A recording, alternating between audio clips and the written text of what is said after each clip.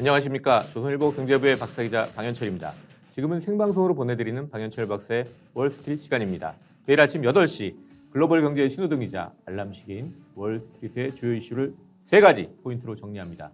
그리고 차례차례 이슈를 격파해 볼 텐데요. 그럼 8월 10일 화요일 생방송 방현철 박사의 월스트리트를 함께할 분을 소개해드리겠습니다. 대신증권 스마트비즈 추진부에서 일하고 계시는 최진 팀장님 나오셨습니다. 안녕하세요. 안녕하십니까. 네. 어떻게 휴가는 좀 갔다 오셨어요? 아직은 못 갔고요. 이제 휴가 계획이 있습니다. 아 그래? 곧 예. 가실 건가요? 예. 네. 요새 갈 데도 없고 그래가지고 휴가를 내도 좀 고민이 많을 것 같아요. 네. 일단은 저도 집에서 좀 머리 좀 식히고 좀 쉬는 걸로. 집콕 휴가를 계획하고 예. 계시는군요. 네. 자, 그럼 본격적으로 그럼 시작해 보기 전에 밤새 월가에서 어떤 일이 벌어졌는지 알아보도록 하겠습니다. 10일 새벽에 끝난 월가 증시에서 다우지수는 0.3%, S&P 500은 0.1% 하락했습니다. 나스닥은 0.2% 올랐습니다. 미국 재무부에 따르면 미국 10년 만기 국채금리는 연 1.33%를 기록했습니다. 미국 노동부에 따르면 6월 채용 공고는 1,010만 건으로 집계됐습니다. 역대 최대치입니다.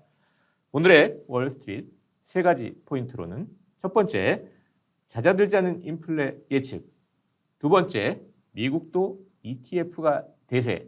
세 번째, 델타 변이 충격 유가부터 이렇게 3가지를 꼽았습니다.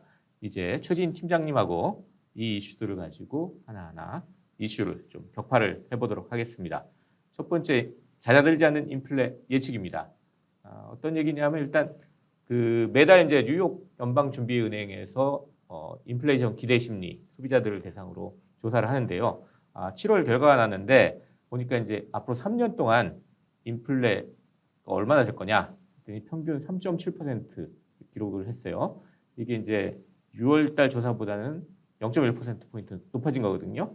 근데 역대로 이렇게 따지면 2013년 8월 이후 가장 높은 그런 수준입니다. 그러니까 3년을 예측한 거니까 3년 동안 아무래도 계속 좀 인플레가 높을 거다. 이런 예측을 했고 또 1년 기대는 4.8%로 6월 달까지 같았는데 이거는 역대 최대치 이렇게 해서 계속 소비자들이 생각하는 인플레는 되게 높다. 뭐 이렇게 얘기를 하고 있습니다. 근데 지금 일단 미국 정부나 연준은 잠시 지나가는 인플레다, 일시적이다 이렇게 계속 얘기를 하고 있는데 소비자들은 전혀 그렇게 느끼지 않는 것 같습니다. 예. 어떤 부분들 좀 물가가 많이 오른다고 생각하고 있는 거예요? 이 소비자들은? 네, 지금 어제 나왔었던 그 내용들을 좀 더 세밀히 살펴보면은요. 네. 아무래도 이제 최근에 미국 집값에 대한 상승의 네. 기대는 다소 좀 누그러들었다 볼 수 있는데 네. 그럼에도 불구하고 소비자들이 내년 집값 상승 폭으로는 평균 한 6.0%를 정도로 내려봤는데 네. 현재는 6월보다는 6.2%보다는 다소 조금 누그러든 상황입니다. 집값 상승 전망 조금 떨어졌네요. 네네. 네. 하지만 소비자들이 느끼고 있는 이제 향후 이제 물가의 영향을 많이 올릴 수 있다라고 생각하는 요인들로서는 월세하고 의료 비용을 좀 우려하고 있었고요. 네. 대학 등록금도 좀 오를 것도 좀 걱정을 하고 있었습니다.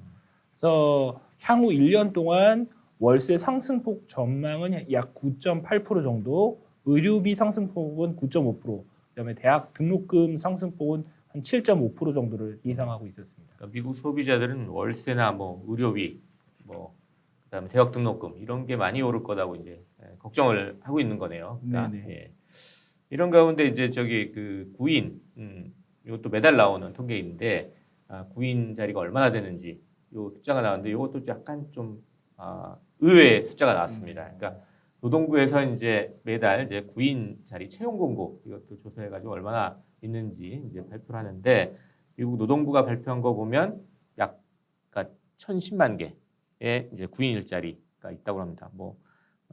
월가에서는 한 910만 개 정도 있을 거라고 그랬는데 그거보다 한 100만 개 가까이 많은. 그러니까 기업들이 일단 사람들이 와서 수요가 있으니까 직원들을 좀 고용해가지고 뭔가 해보려고 하는데 아직 이렇게 채우지 못하는 일자리가 상당히 많은 거예요. 1,000만 개 넘어가는데.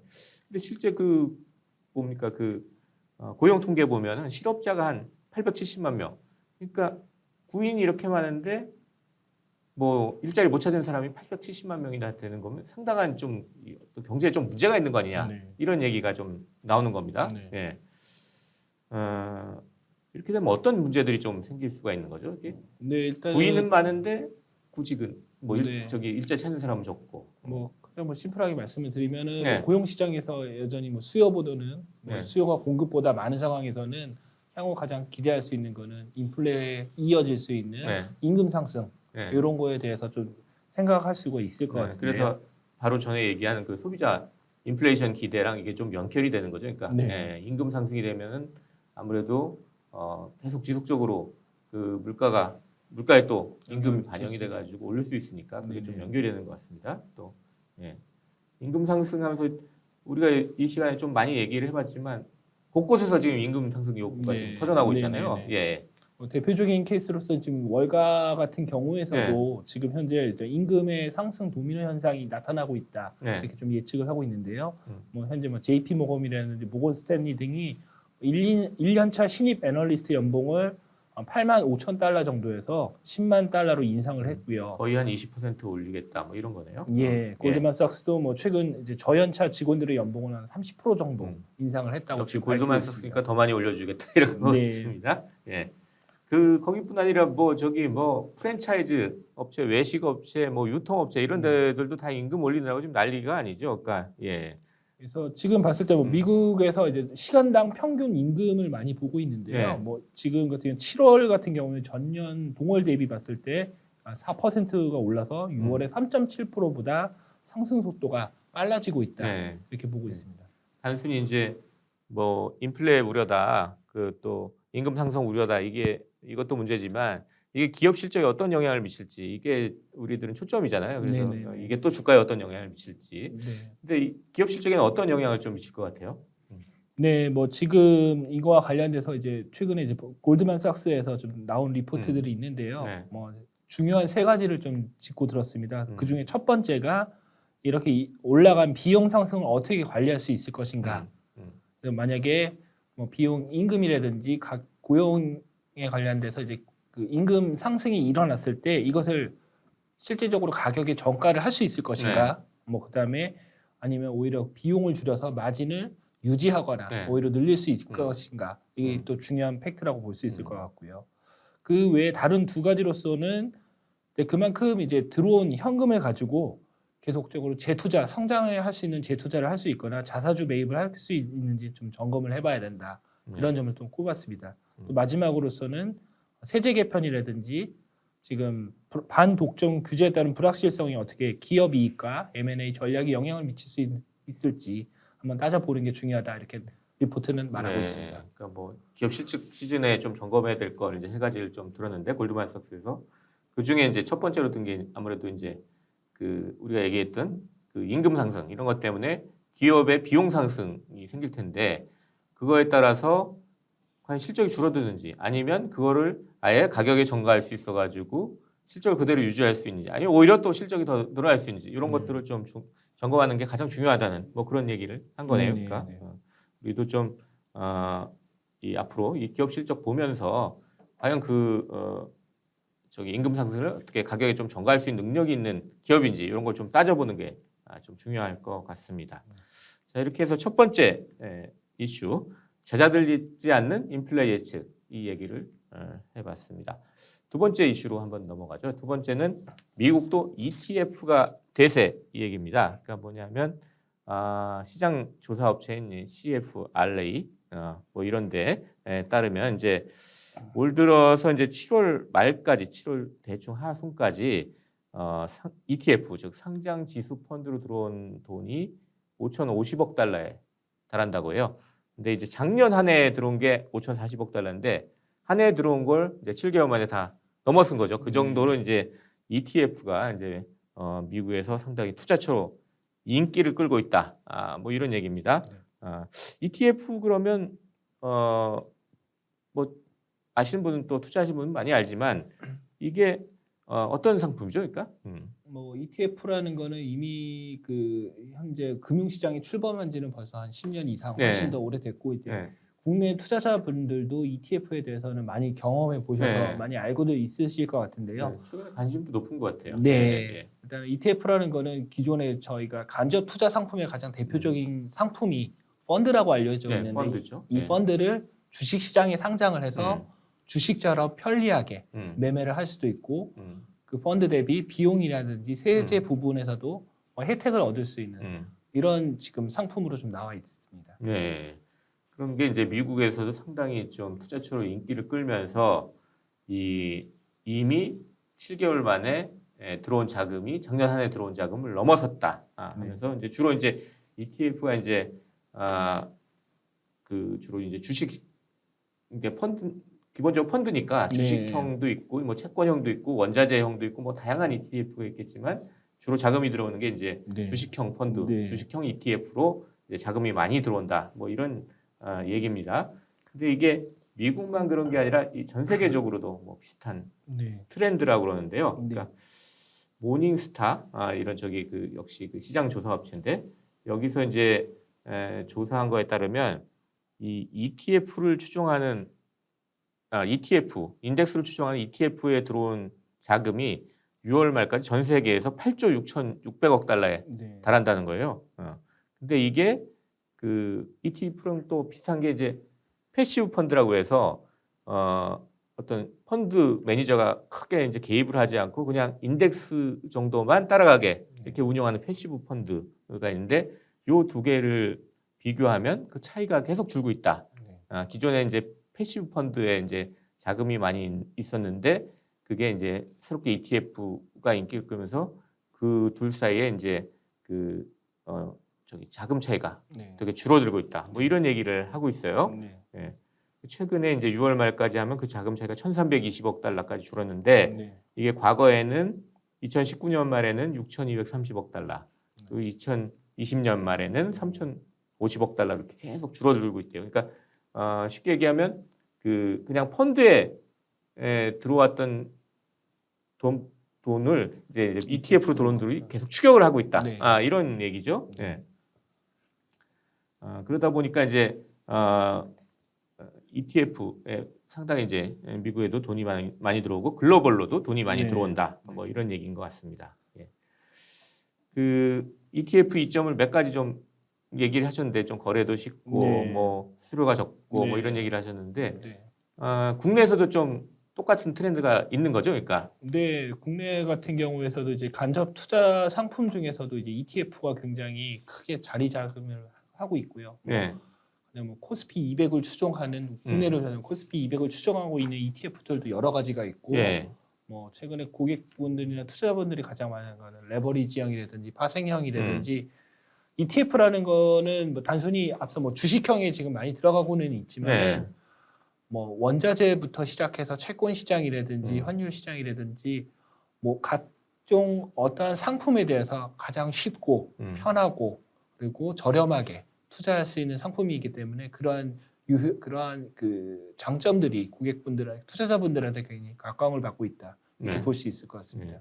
특히 미국에서는 이 뭐 아까 얘기한 뭐 아무래도 주식시장에 상장되어 있으니까 거래가 쉽다는 거, 그다음에 수수료가 적다는 거 이런 이점 외에도 미국에서 이제 기존 펀드에 비해서 세제 혜택이 많다, 있다, 뭐 이런 얘기를 계속 이제 하면서 ETF들을 많이 권한다 그래요. 그래서 상당히 ETF가 인기를 끌고 있는데 미국에서는 이제 약간 우리나라랑 좀 다른 게 이제 미국에서 장기 투자를 하게 되면 장기 투자에서 번 돈에 대해서 자본이득세라는 세금을 내게 되는데 이제 우리는 양도소득세라고 해서 기간에 상관없이 이제 양도 차익이 생기면 소득을 세금을 내지만 이제 주식에는 이제 양도소득세는 아직 없는 거죠. 근데 미국에서 이제 자본이득세라는 게 있는데 이걸 펀드 안에서 저 주식을 사고 팔아도 거기에 자본이득세가 이제 물리나 봐요. 그러니까 이제 만약에 어떤 사람이 펀드를 팔기 위해서 펀드에서 이제 자금을 빼기 위해서 네 저기 펀드 자금 주세요. 그러면 그 펀드 운영하는 회사는 그 주식을 팔아가지고 이제 그 환매하는 자금을 줘야 되니까 거기서 이익이 생기면 거기다 이제 뭐 자본이득세라는 걸 매기는데 ETF는 그렇게 하는 게 아니라 그냥 남이 가진 ETF를 사고 팔고 하는 거니까 그 뭐 양도 차익이 안에서 생길 이유가 없는 거죠. 그러니까 그래서 이제 미국에서는 상당히 세제 혜택이 있다. 뭐 이런 얘기를 하고 있습니다. 네. 우리나라도 좀 ETF가 세제 혜택이 좀 있나요? 네, 일단은 기본적으로 이제 국내에 상장된 ETF들은 이제 세제 혜택을 봤을 때 크게 두 가지로 볼 수 있을 것 같은데 네. 순수 주식형에만 투자하고 있는 ETF가 있을 수도 있고요. 그 외 주식을 포함하지 않고 있는 뭐 다른 해외 투자 자산이라든지 뭐 채권형이라든지 그 외에 다른 상품들을 포함하고 있는 그 ETF 같은 경우에서는 두 가지를 알아볼 수 있는데 네. 순수 주식형으로만 그 운영되고 있는 쪽에서는 그 관련된 거래세가 없는 상황이고 네. 그다음에 그 외에 ETF들 같은 경우에서는 그 자본이득 기간 보유 과세라고 해서 펀드하고 동일한 그런 과세 체계가 15.4%가 나오고 네. 있습니다. 배당 소득세가 거기도 나오는군요. 예, 그러니까 예. 그래가지고 일단 주식을 하게 되면 주식형 ETF를 하면 주식하고 똑같은 네네네. 그런 식으로 적용이 되는 네. 걸로 이제 보면 되겠습니다. 예. 자, 그러면 이제 미국에서는 또 어떤 그럼 ETF를 좀 많이 투자를 했나 봤더니 주로 S&P 500 네네네. 뭐 넣는 ETF, S&P 500을 따라하는 ETF들이 거의 뭐 1위를 달리고 있어요. 그러니까 역시 그러니까 굳이 뭐 종목 고르지 말고 그냥 네. 주가지수 전체에 좀 투자자 이런 네. 분들이 주로 이제 ETF에 투자하는 것 같습니다. 자, 이렇게 해가지고 두 번째 이슈인 미국도 ETF가 대세 이 얘기를 해봤습니다. 세 번째 이슈로 한번 넘어가 볼 텐데요. 델타 변이 충격 유가부터 이런 얘기입니다. 델타 변이 충격이 일단 유가부터 온다는 얘기인데 어떤 얘기냐면 이제 국제 유가가 갑자기 좀 방향을 바꿔가지고 한참 잘 오르다가 하락세를 최근에 보이고 있습니다. 특히 이제 오늘 새벽에는 서부 텍사스유가 한때 4% 이상 떨어졌어요. 그래가지고 배럴당 65달러 그 근처에서 거래됐고 이는 5월 이후에 이제 최저치를 기록했습니다. 근데 오늘만 그런 게 아니라 지난주에 이미 한 7%쯤 떨어졌어요. 그래서 작년 10월 이후에 최악의 한 주다. 뭐 이런 얘기까지 나왔는데 유가가 이렇게 떨어지는 이유는 어떤 걸 좀 들 수 있습니까? 제가 뭐 모두의 뭐 델타 변이 확산 뭐 이런 게 상당히 충격을 주고 있는 것 같다 그랬는데 예. 일단 뭐 공급과 수요 측면에서 살펴보자면 일단 네. 공급 측면에서 봤을 때는 지금 미국 원유 재고가 좀 예상과 달리 좀 늘어났다. 이게 공급이 좀 생각보다 많다. 이런 부분이 영향을 미치고 있는데요. 네. 지난주에 발표됐었던 원유 재고 같은 경우에는 그걸 보면 그 원유 재고도 제가 보니까 지난주에 한 360만 배럴이 늘었다고 이제 에너지 관리청이 얘기했어요. 근데 이거는 저기 월가 전망은 290만 배럴이 줄어든다고 그랬는데 오히려 늘어난 거예요. 그러니까 한 지금 8주 연속 계속 줄어들다가 이제 거꾸로 늘어나니까 재고가 늘어난다는 건 아무래도 수요가 좀 적다는 얘기 아니냐.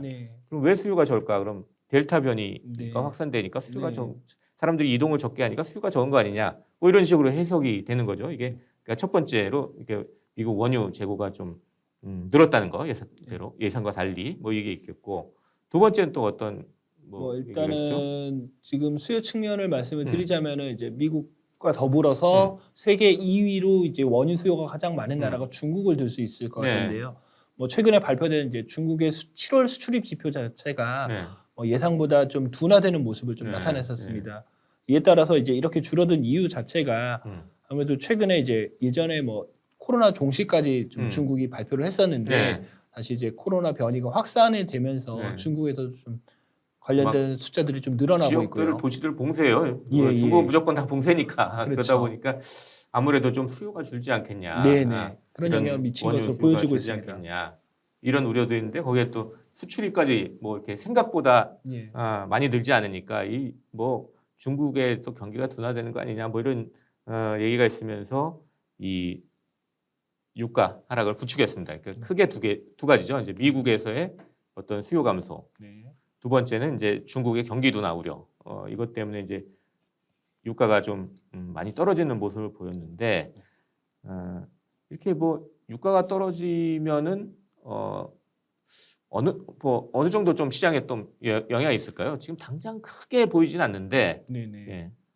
뭐 유가가 일단은 떨어진다는 것 자체는 전체적으로 이제 뭐 유가는 하나의 보면 산업의 쌀이라고도 볼 수 있을 만큼 하나의 지표로도 볼 수 있을 것 같은데 지금 유가 수요가 지금 줄어들고 있는 상황이 경기에 대해서도 뭐 코로나 확산에 따른 뭐 경기에 대해서 좀 성장 속도가 둔화되지 않겠느냐 이런 걸 좀 반영하고 있지 않나 이렇게 볼 수도 있을 것 같습니다. 근데 지금까지 쭉 월가에서 나왔던 얘기는 델타 변이 때문에 성장이 둔화되지는 않을 거다. 네. 성장에 충격을 주지 않을 거다. 증시에 충격을 주지 않을 거다. 이런 게 대다수의 좀 얘기였는데 네.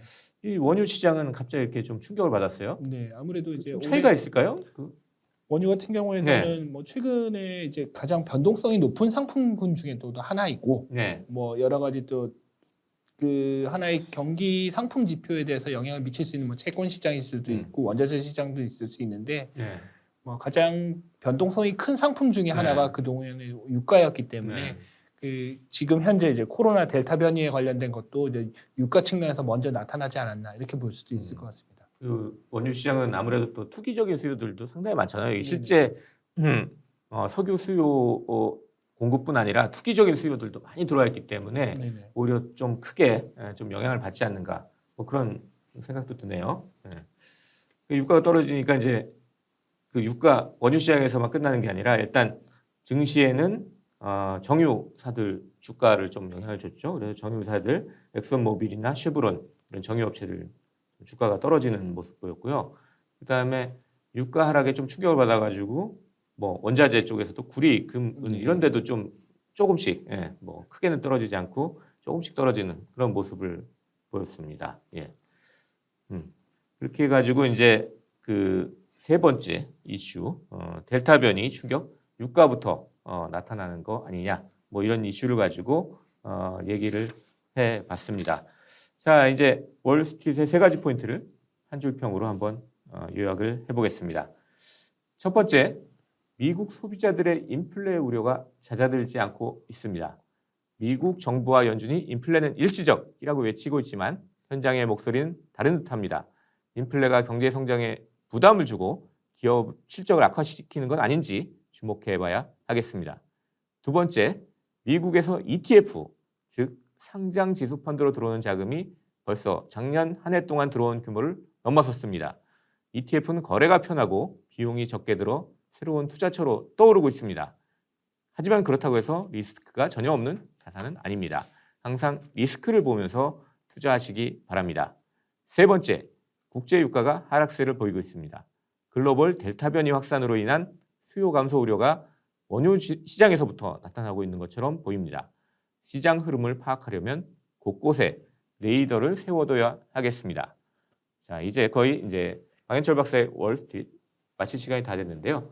오늘 하루 같이 해보셨는데 오늘 이 시간은 어땠는지 저희 그 시청자 여러분께 마무리 인사 좀 부탁드리겠습니다. 네, 아무래도 요즘 같은 시장에서는 일단 미국의 지수 방향성도 좀 불분명한 상황에서는 최근에 이제 계속 나타나고 있는 뉴스들을 일단 피로감을 좀 많이 느끼실 수도 있으실 것 같아요. 이럴 때일수록 이제 차분하게 자신의 투자 포지션을 한번 점검해 보시는 것도 그리고 차분하게 좀 보시면서 본인의 투자 포인트를 다시 한번 되짚어 보는 것도 되게 좋은 중요한 기회가 될 것 같습니다. 네, 잠시 현재 자기 투자 현황을 좀 점검해보는 그런 기회로 삼으라는 말씀이셨습니다. 자, 8월 10일 화요일 생방송 방현철 박사의 월스트리트 벌써 라이브를 마칠 시간입니다. 함께 해주신 여러분께 감사드립니다. 도움 되셨다면 아래에 채널 구독 버튼 꼭 잊지 마시기 바랍니다. 내일도 저는 아침 8시 월스트리트를 세 가지 포인트로 진단하고 이슈를 격파하는 방현철 박사의 월스트리트로 돌아오겠습니다. 지금까지 함께해 주신 대신증권의 스마트비즈 추진부 최진 팀장님 그리고 저는 조선일보 경제부의 박사기자 방현철이었습니다. 감사합니다.